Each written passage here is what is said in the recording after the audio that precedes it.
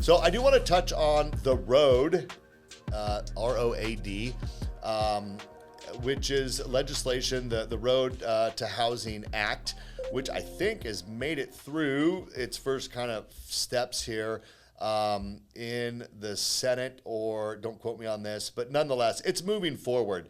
And there's a lot of things in here, you guys, that are really geared towards helping with making housing more affordable. So I'm going to just scroll through this article. I'm going to touch on a few of these things because I think they're kind of interesting. It's like a 400-page bill. So this is, pretty sweeping legislation. And a lot of this, and I think I talked about this on a previous episode, keep in mind that there's only so much that can be done at the federal level. And so some of this is kind of, federal regulation, but a lot of this is just encouraging state, local municipalities to adopt streamlined processes that are going to help builders, mainly infill builders. So you think about, building of dadoos and middle housing, which is where you can take like what was a single family lot, get rid of that house and build like a sixplex on it. That's like middle housing. And there's so much regulation around, parking and setbacks, and the list goes on, that makes it very difficult for these infill builders to really realize the intent of some of these changes that we've seen. I've talked about it a lot on this podcast because I'm really big into the dadu space and whatnot.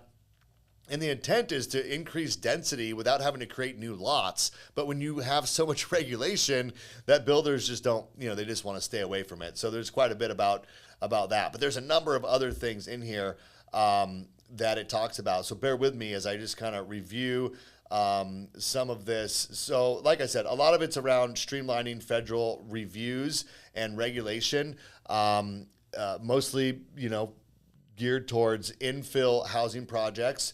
And a lot of this, you guys, like this goes through and talks about different sections of the bill. And I want to say like 5-6 of these are all geared towards the environmental review process, right? I mean, if you've at all been around new construction, some of the things that have been implemented around, environmental and kind of green energy type of regulations, like I get it, I get the intent here, but some of it is just borderline on insanity, and it does drive up costs. There's no question about that. So I'm not going to get into each one of these because we could literally make this an hour-long podcast about all the different sections of this bill, but a number of them are talking about cutting red tape around environmental review processes, what's required of builders, and just a number of things in that area. So we'll just kind of lump that together. The other big section here is around supporting of manufactured and modular housing.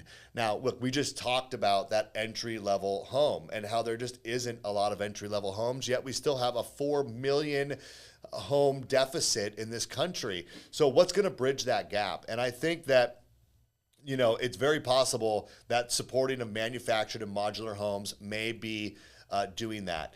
Now, one of the things that I read in here, and I don't know if I can find it right off the bat, I don't want to misquote it, but basically what it was talking about is removing the provision that requires that a manufactured home be on a permanent chassis, right? So if you are in mortgage financing or real estate, you probably know that the definition of a manufactured home is a home that's on a metal frame. And what that does is it really limits the creativity that you can have around how you build that house, because you're always starting with a rectangle. Now you might be able to have a couple rectangles put together, but it really does make it difficult to have more creative footprints and design elements that you're really limited to when you're stuck building to a metal frame. So one of the key things here, one of the big sections, is about removing the need for that permanent chassis to be a requirement for manufactured homes. And a lesser known provision is to do it talks about a lot of grant programs. I don't want to get into that. ADU construction, modular housing.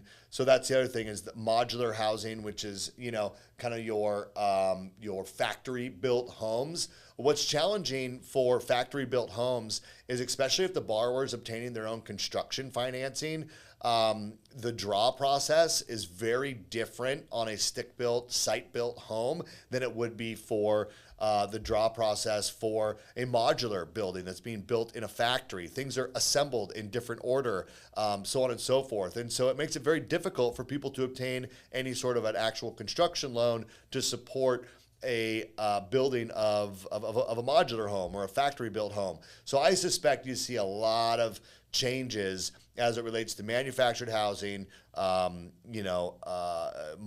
housing, and factory built homes.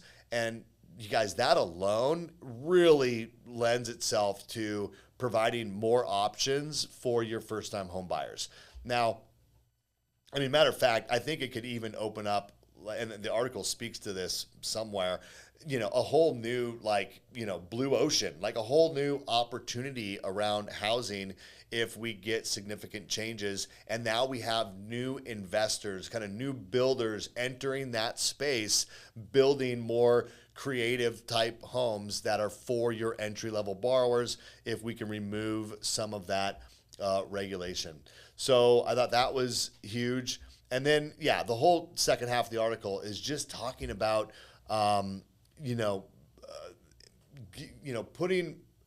incentivizing state and local governments to adopt more streamlined policies around, the permitting process. Again, additional environmental requirements that are done typically at a state or local, even like a county level. And this is where, different parts of the country might be different. So we all know that different states do things differently. So just because a program or a bill like this gives incentives to a state to adopt certain streamlined policies, or even, loosen their requirements around some of these environmental things, certain states probably won't have an interest in still participating in that, despite the incentives that the federal government might be providing. So you might see this really take off in certain states, where maybe in other states it is a nothing burger, because they're not, despite the incentives, they're not going to take on that additional removal. To them, they've decided that these environmental requirements are super important to them, and so they may not be incentivized by that. Let's see, is there anything else in this article of super interest? No. So you guys keep an eye on this. This is the Road to Housing Act, and it says it went into effect on July 11th. So it looks like maybe it did pass through. Now it's just a matter of getting it fully implemented. So keep an eye on changes coming from that.